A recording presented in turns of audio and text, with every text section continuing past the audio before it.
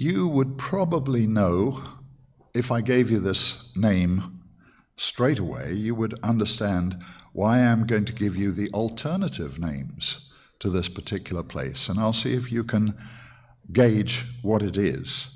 And one of the important things is that in this Christian way of life, the way, it is the fact that you and I are going there. Now, maybe you think of Jerusalem. Well, Jerusalem is one of the references in which this particular name is held, the city of David. It's also known of there. It held the Ark of the Covenant at one time, but it's not Shiloh. Israel's salvation will come from there, and also it's a reference of the church. I'd like you to turn with me to Psalm 9, and we'll see a prophecy. Psalm 9.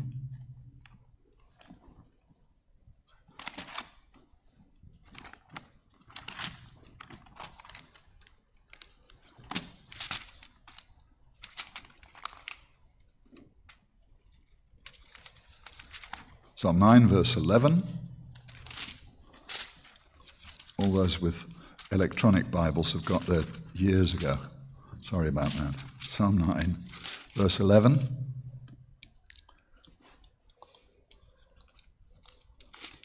There we go. It says, "Sing praises to the Eternal who dwells in Zion. Declare his deeds among the people. When he avenges blood, he remembers them. He does not forget the cry of the humble." It says here that God, the Eternal, dwells in Zion. Now, you would not say that of the physical place right now. And we're going to look at the difference because you'll find that there's a transition in the Scriptures from Zion being the physical place to a place where God dwells now. It's also referred to as Zion with an S, S-I-O-N, in some of the biblical texts, but it does hold a very significant place in biblical history and in prophecy as well. Originally, Zion referred to a specific location in Jerusalem, specifically the hill where the ancient Jebusite fortress stood before King David captured it. And David established it as the city of David, which we will see shortly. But it's interesting that one of the Hebrew origins of the word Zion means the hill. So any of you who know about, there are various places called the Hill. I think a place in Washington, is it not called the Hill? And there's also a place at the old Ambassador College, which was known as the Hill. It was Heartbreak Hill, because if you went up there too fast, you'd probably end up with a heart attack. It was quite a steep hill. But over time, the term evolved to represent the entire city of Jerusalem, the people of Israel, and symbolically, the spiritual kingdom of God. And that's where you and I come in, brethren, because we're going to see that quite a number of the prophecies talking about Zion refer to God's people. Let's go to Micah chapter 4, verse 1. Micah 4 and verse 1. Once again, what we find is that there is a parallel with what is going to happen very shortly. Micah 4, reading from verse 1, it says, "Now it shall come to pass in the latter days." Now, you know what the latter days refers to? It refers to the last few days of humanity's existence. If you're thinking of 7,000 years of man's history, then certainly the last two are latter days, aren't they? Latter day might be the last one, what refers to the millennium, but latter days would certainly include the millennium beforehand. It says that the mountain of the Eternal's house shall be established on the top of the mountains and shall be exalted above the hills. Many people shall flow to it. Many nations shall come and say, Come and let us go up to the mountain of the Eternal, to the house of the God of Jacob. He will teach us his ways, and we shall walk in his paths. For out of Zion the law shall go forth, and the word of the Eternal from Jerusalem. Now what you can see here is that the prophet is focusing on what is going to be happening around the area of Jerusalem, but specifically we are told that God is going to teach the world his way with the law going out of Zion. Who is Zion? Why is it different from Jerusalem? We're going to find out as we look into one or two of these scriptures. The first reference to Zion is in 2 Samuel chapter 5. 2 Samuel chapter 5 and verse 7. This is referring to the time when David took the city, or the Jebusite city as it was. 2 Samuel chapter 5. Let's read verse 7.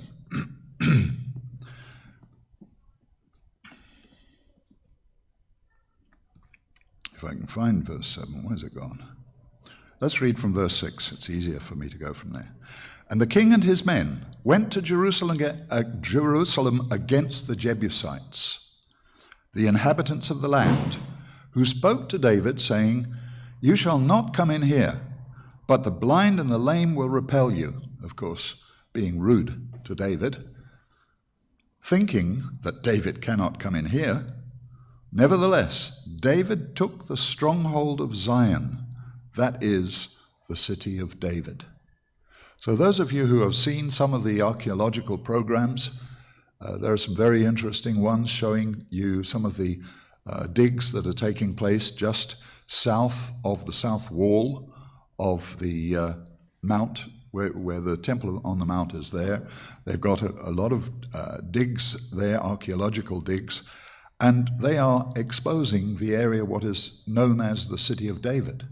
It's a major archaeological development that's taken place there. But notice it says it is Zion. It is the hill David captured, and then it was called the City of David after that. The term Zion later came to encompass not only the city of Jerusalem, but also the Temple Mount as well, where Solomon built the first temple. Now this is significant because we as members of the church become known as the temple of God, the temple of God's Spirit. And in the same way, we represent that Spirit of God in the kingdom of God. And as it says here, the Temple Mount was included in that name Zion. So the connection is beginning to be made. What about the prophetic uses of Zion? It's frequently used in the book of Psalms and the prophetic books to refer to God's special relationship with Jerusalem and his people. We're going to skip to Psalm 48 again. Psalm 48.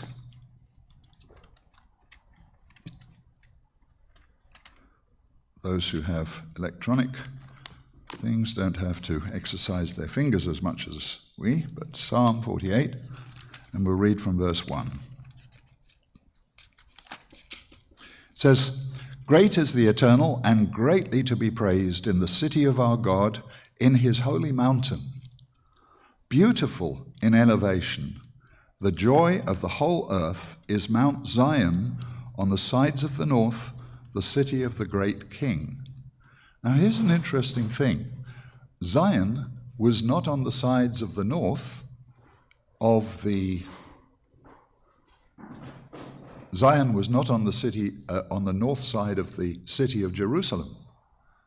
Zion was actually on the south side of where the Temple Mount came. So what is this Zion that is called beautiful in elevation and the joy of the whole earth. Would you say right now that Jerusalem is the joy of the whole earth? If you go in there and walk around, well, you may have some emotional feelings about it, and there are certainly some very interesting areas of Jerusalem, but really it's a city waiting to be renewed. It really is. So Psalm 48 verse 2 describes Zion as the joy of the whole earth, but it's not that yet. That's prophetic. And prophets like Isaiah and Jeremiah, often referred to Zion as a place of future hope and restoration, where God's presence will dwell and his salvation will be revealed. Let's have a look in Isaiah chapter 2.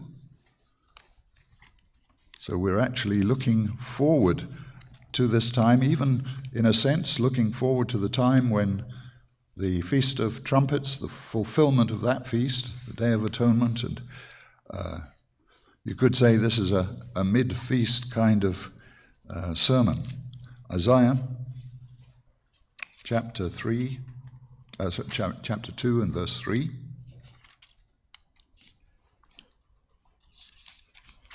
Okay. It says here, many people shall come and say, "Come, let us go up to the mountain of the Eternal." There it is again, this mountain. You go there now, it's not a mountain. "To the house of the God of Jacob. He will teach us of his ways, and we shall walk in his paths. For out of Zion shall go forth the law." Just the same as Micah chapter 4. "And the word of the Eternal from Jerusalem." Is it going out there now? Well, it's not going out from the physical Zion, but when we begin to understand the role of the church, that exciting future is being described by the Church of God through the messages that we get out to the world and make available through the internet as well. It's vitally important that we appreciate this is being fulfilled. Let's go to Jeremiah 31 and verse 6. Jeremiah 31.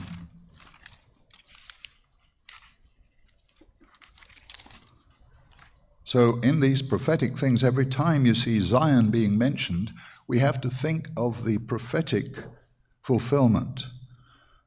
Jeremiah 31 verse 6, "For there shall be a day when the watchman will cry on Mount Ephraim, 'Arise, and let us go up to Zion, to the Eternal our God.'"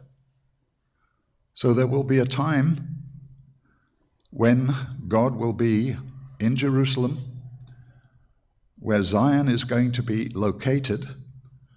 The truth of God will go out, and God will call people into Jerusalem from areas where they have been captured. In fact, Psalm 14 has a very, in a sense, descriptive version. Psalm 14.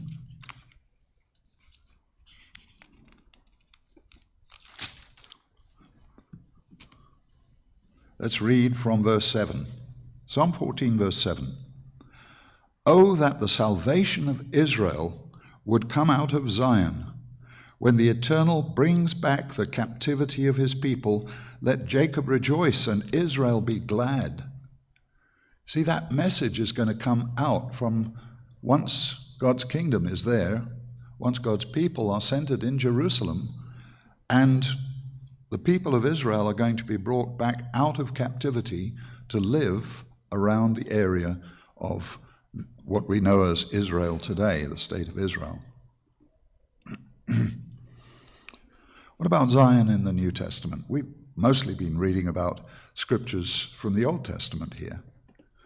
But Zion takes on a more spiritual meaning in the New Testament, and it represents the heavenly Jerusalem and the community of believers. Let's go to Hebrews chapter 12. Hebrews chapter 12.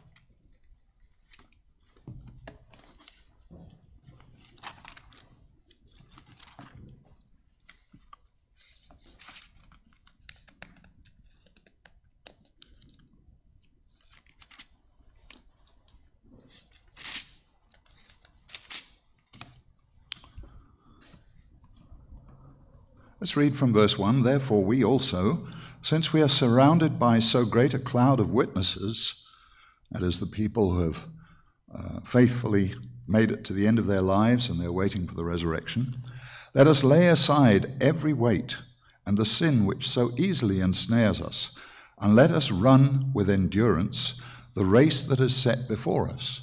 I don't think any of us would say that our race is a simple sprint. I think all of us understand it as being something of a marathon where we have to pace ourselves but always keep in contact with the one who can provide that energy for us, with God. It says, looking unto Jesus, the author and finisher of our faith. So he started it, he showed us how to have faith in God, and he is the finisher because we need to be faithful to him and through him right to the end. Who for the joy that was set before him endured the cross, despising the shame, and has sat down at the right hand of the throne of God. Now I realize I haven't been reading in the right section of Hebrews 12. It should have been let's go to verse 18. For you have not come to the mountain that may be touched and that burnt with fire. Remember, that was talking about coming to Mount Sinai, where the laws were given to Israel, and of course not one jot or tittle will fall from that while humanity is around, and to blackness and darkness and tempest and the sound of a trumpet and the voice of words, so that those who heard it begged that the word should not be spoken to them any more, for they could not endure what was commanded. And if so much as a beast touches the mountain, it shall be stoned, or shot with an arrow. And so terrifying was the sight that Moses said, I'm exceedingly afraid and trembling. Even Moses made that remark. Verse 22, but you, us in the church, brethren, you have come to Mount Zion, to the city of the living God, the heavenly Jerusalem, to an innumerable company of angels. Now, we were discussing in the car on the way down, what would it be like, I mean, to be a spirit being? Can you imagine it? Is it possible to imagine it? And we came to the conclusion that while we can imagine what it's like to be a human being, perhaps with more energy and more clarity of thought and so on, to be a spirit being is very difficult to imagine. I mean, we can imagine certain abilities like walking through walls or shooting off to the moon and back in half a second or something like that. We can imagine those things. But we're told here that we have come to Mount Zion, the city of the living God. How is that possible? Well, it may not be an exact answer, but my thought at the time was we have in our blood oxygen which flows around our body, providing that spark of energy when it combines with the various metabolic processes and gives us that energy and that thought and so on, and everything works. Well, in the same way with God's Holy Spirit, which is now combined with our human spirit, the spirit in man, that gives us an understanding, not a complete one yet, of what it's like to be guided and helped by God in our lives. And we have now come to that point where we have contact with the living God, the city of the living God. This new Zion is not a physical place, but a spiritual reality where believers are brought together through the Spirit of Christ. I'd like you to consider one physical thing and see how, again, this is not doctrine or anything else like that, it's just a little bit of logic. The city is, the New Jerusalem that is 4 square. We tend to think of it as a cube. It might be like a pyramid, we don't know. But it's basically 138 miles long to 138 miles wide. Or if you want to, I've got 130, I think that's supposed to be 1,038 miles, because it's 2,220 kilometers. So that's about it. And it, as far as the base of it, the size, is midway between the size of Australia and India. So it's pretty big. Now, if that was a physical city made of bricks and mortar, you would find that it would send the earth spinning in an odd kind of way, because it would be such a vast amount. The base of it is 5 million square kilometers, or in other words, 2 million square miles. However, when we understand that the city, this new city of Zion, is actually a spiritual reality, the weight and the size of it doesn't matter and doesn't throw the orbit of the moon around the earth around the sun out of kilter. And the New Testament authors, especially the Apostle Paul, show that Zion is a symbol of the church and the body of Christ. It signifies a spiritual community where believers gather, transcending the physical Jerusalem. I'd like you to just have a look. I think we looked at Hebrews 12. Let's see. Yeah, we've read verse 18 to 22. But let's have a look back in Joel chapter 2. Joel chapter 2. Heading back to the minor prophets again. Remember, it goes Hosea, Joel, Amos. Joel chapter 2, reading verse 1. Blow the trumpet in Zion, and sound an alarm in my holy mountain. Now, this is something which I think we've always applied to the church, that it is something that we do. We send out the alarm as to what's going to happen. Send out the alarm in my holy mountain. Let all the inhabitants of the land tremble. For the day of the eternal is coming, for it is at hand. We know that's not far off. We'll go into a bit of that on the day of trumpets. A day of darkness and gloominess, a day of clouds and thick darkness, like the morning clouds spread over the mountains. A people come great and strong, the like of whom has never been, nor will there ever be again such after them, even for many successive generations. Then drop to verse 11. The earth quakes before them, the heavens tremble, the sun and moon grow dark, and the stars diminish their brightness. Sorry, that's verse 10. Verse 11. The Eternal gives voice before his army, for his camp is very great, for strong is the one who executes his word. So, brethren, what we see there is it's at the time of the return of Jesus Christ. The trumpet is blown in Zion, and we know that that is a figure of what God's people are to do with this work, as we know in Matthew 24, verse 14, that this news of the good news of the kingdom of God is going to be spread before then. Okay, let's look at the prophetic significance of Zion as, let's say, all of us, the people, and let's see what it says here in the scripture. Firstly, the messianic prophecies regarding Zion. It's often associated with these prophecies of the Messiah. For example, and I'll just read this one, Isaiah 59 verse 20 states, "The Redeemer will come to Zion." So it's foretelling the coming of the Messiah to deliver and to establish his people. Let's read, though, Zechariah chapter 9. And this is fulfilled in the scripture. It's quoted in the New Testament, but we'll read it first in Zechariah chapter 9, just before Malachi,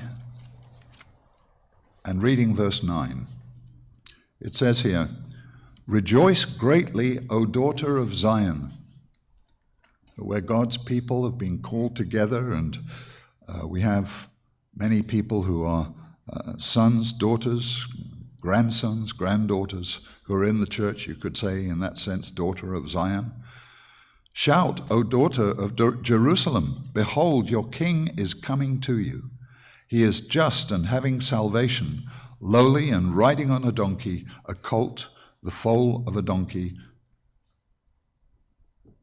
But it says there, rejoice greatly, O daughter of Zion.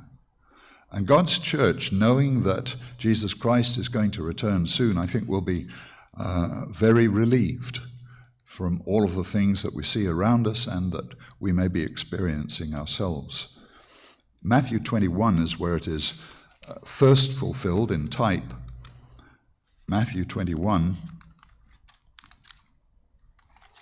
reading verse 5, says here, tell the daughter of Zion, behold, your king is coming to you, lowly and sitting on a donkey, a colt, the foal of a donkey. So the disciples went and did as Jesus commanded. They brought the donkey and the colt, and of course, Jesus Christ in that, in a sense, humbling role of being on a donkey, rides into Jerusalem that way. What about some of the end-time prophecies?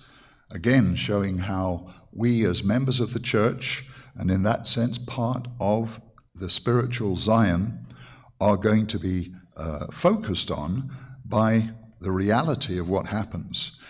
The book of Revelation and, of course, many other prophetic writings depict Zion as the site of Christ's return and the establishment of God's kingdom on earth. Let's have a look in Revelation chapter 14. Revelation 14. Now, does it make a whole lot of difference that it's actually called Zion instead of Jerusalem?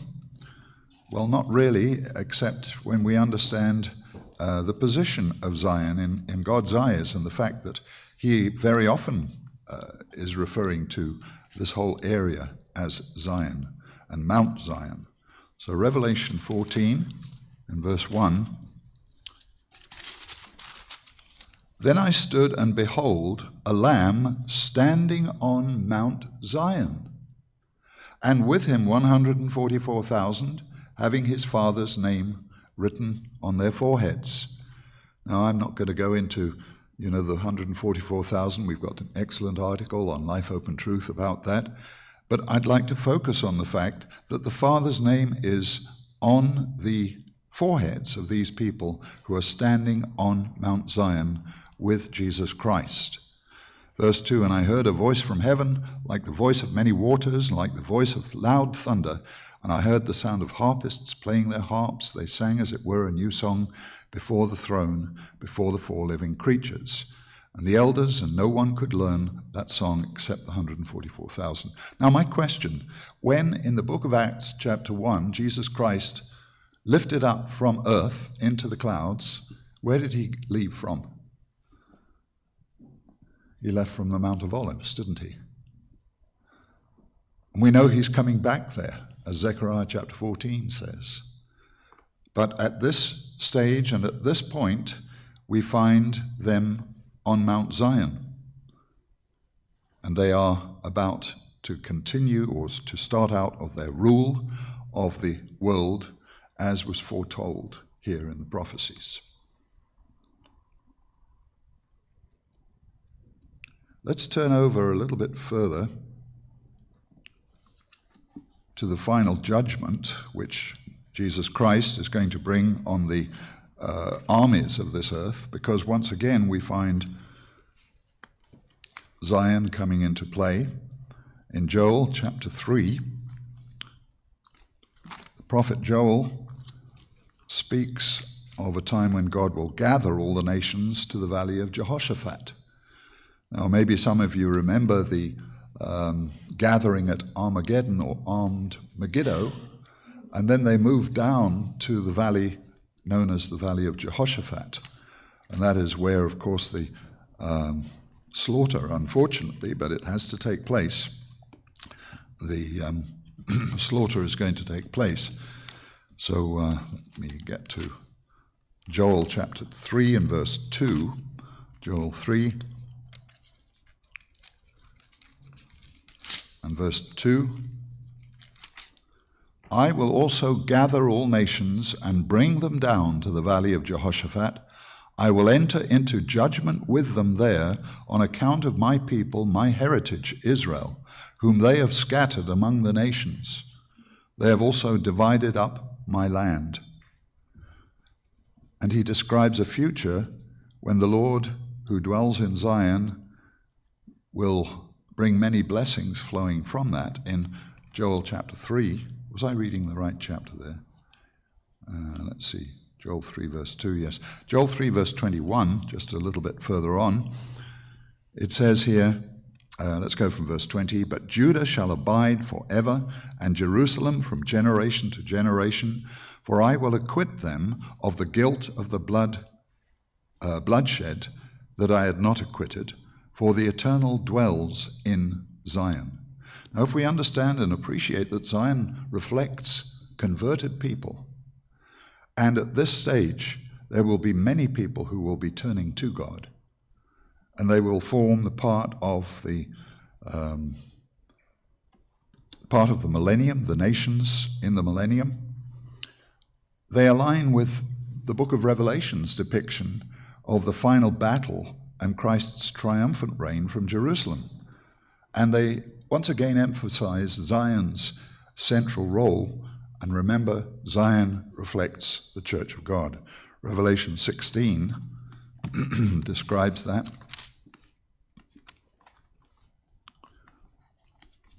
Revelation 16, verse 14.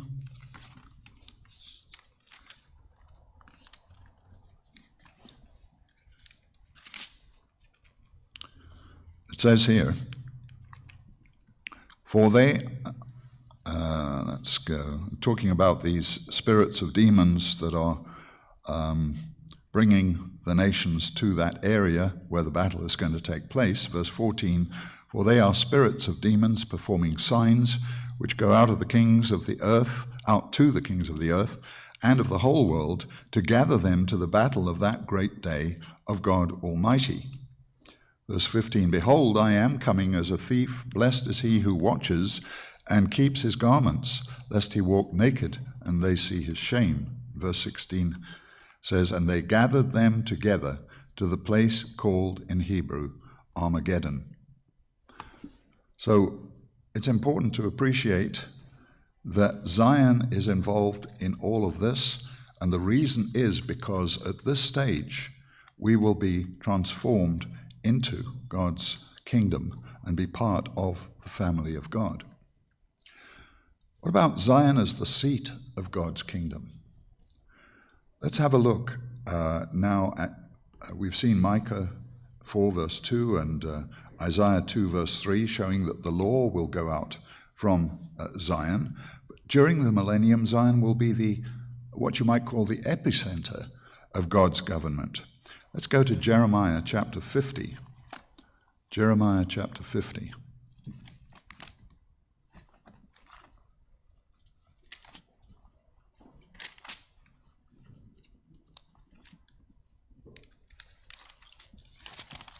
Jeremiah 50, reading from verse 4.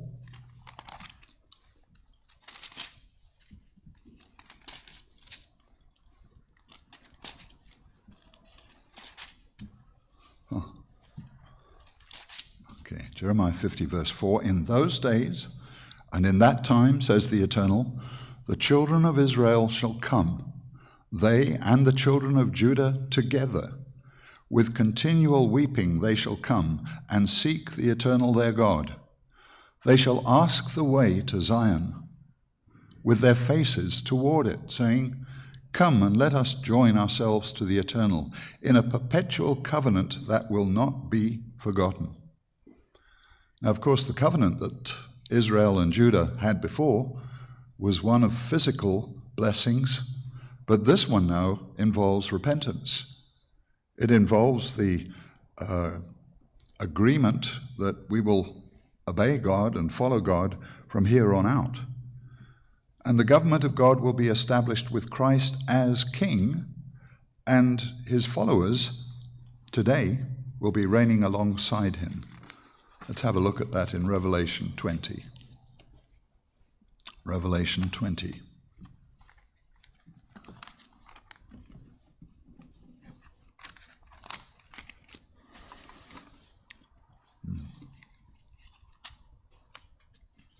Reading from verse 4. Excuse me. Revelation 20, verse 4. And I saw thrones, and they sat on them, and judgment was committed to them. Then I saw the souls of those who had been beheaded for their witness to Jesus and for the word of God, who had not worshipped the beast nor his image, and had not received his mark on their foreheads or on their hands. And they lived and reigned with Christ for 1,000 years. But the rest of the dead did not live again until the 1,000 years were finished. This is the first resurrection. Blessed and holy is he who has part in the first resurrection. Over such the second death has no power. So what I want to point out is that these nations that are now coming to Jerusalem, yes, they're coming to Christ, but they're also coming to the whole family that God has put together, and we will be there already trained and taught and received God's understanding and way in which we're going to teach these nations. They're going to come and they're going to hear the law of God. They're going to have it explained.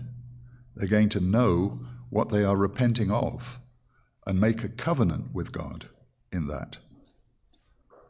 In the millennium, nations will be required to keep the Feast of Tabernacles in Jerusalem, at least with their representatives going up there. I don't know that the whole world, every single individual would be able to go up to Jerusalem, but certainly their representatives, symbolizing their submission to Christ's authority and the unity of all peoples in worship. I'll read that in Zechariah chapter 14, because it has again to do with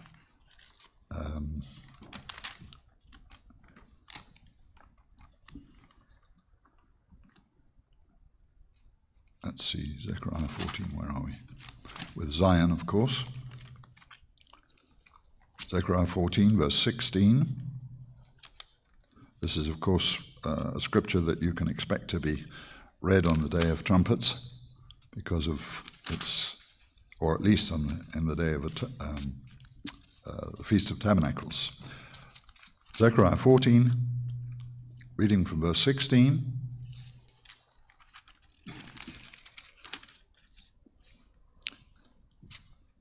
And it shall come to pass that everyone who is left of all the nations which came against Jerusalem, so there will be some survivors, they shall go up from year to year to worship the King, the Lord of hosts, and to keep the Feast of Tabernacles. And it shall be that whichever of the families of the earth do not come up to Jerusalem to worship the King, the Eternal of hosts, on them there will be no rain. If the family of Egypt will not come up and enter in, they shall have no rain. They shall receive the plague with which the Lord strikes the nations who do not come up to keep the Feast of Tabernacles. This shall be the punishment of Egypt, and the punishment of all the nations that do not come up to keep the Feast of Tabernacles. That's once again why the church today tries to make it possible for every member to get to the feast, as Mr. Britton Taylor was mentioning there. Zion in the future. It's going to be restored. Zion at the moment is buried under various parts of the ruins of the city of David. But we find it mentioned in Isaiah 60, verse 14, that there will be still a physical location that is known as Zion, but it does not hide the fact that Zion represents the church of people who have been forgiven and are part of the family of God. Isaiah 60, verse 14, also the sons of those who afflicted you shall come bowing to you, and all those who despised you shall fall prostrate at the soles of your feet, and they shall call you the city of the Eternal, Zion of the Holy One of Israel. Whereas you have been forsaken and hated, so that no one went through you, I will make you an eternal excellence, a joy of many generations. You shall drink the milk of the Gentiles and the milk of the breasts of kings. You shall know that I, the Eternal, am your Savior and your Redeemer, the Mighty One of Jacob. That's encouraging. And we see there that God is the one that's going to bring back the, let's say, the appreciation of the people of God, just as we look back in Hebrews 11 and we see those who have been faithful in the past. And at that time, people will be looking at and seeing the fact that we also have been faithful to the end. The restored Zion will be a beacon of God's truth and justice that attracts all nations to learn his ways, as we read earlier on in Isaiah chapter 2, verses 2 to 4. Nations will come up to Zion, to God's family, centered in Jerusalem, and will learn that way. The ultimate fulfillment of Zion, of course, is described in Revelation 21, where we see a very important description of the New Jerusalem coming down from heaven. Revelation 21.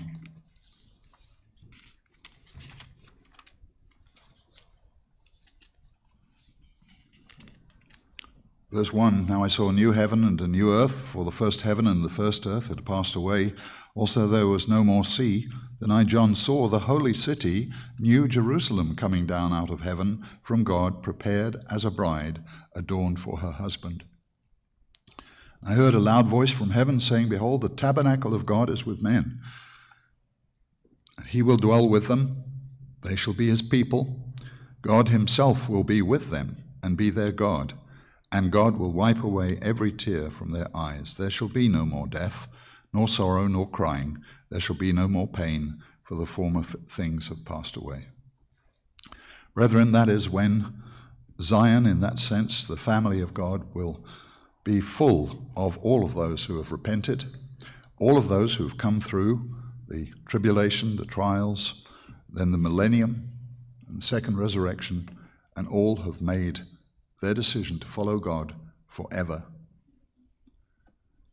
It embodies Zion, and New Jerusalem itself embodies the perfection and peace that Zion symbolized throughout the scriptures. We've read how many things and how many times it talks about Zion being a place of peace, a place where people come up to learn of God's way.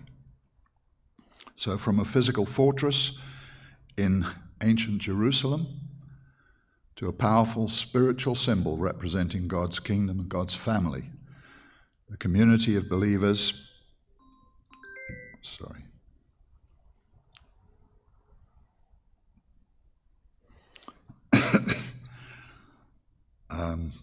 to a powerful spiritual symbol representing God's kingdom, the community of believers, and the future hope of a restored creation.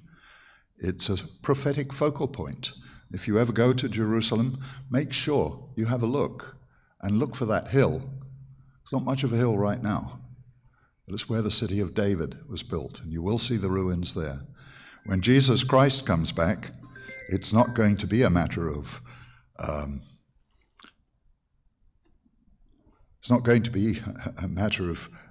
deciding whether or not God's way works.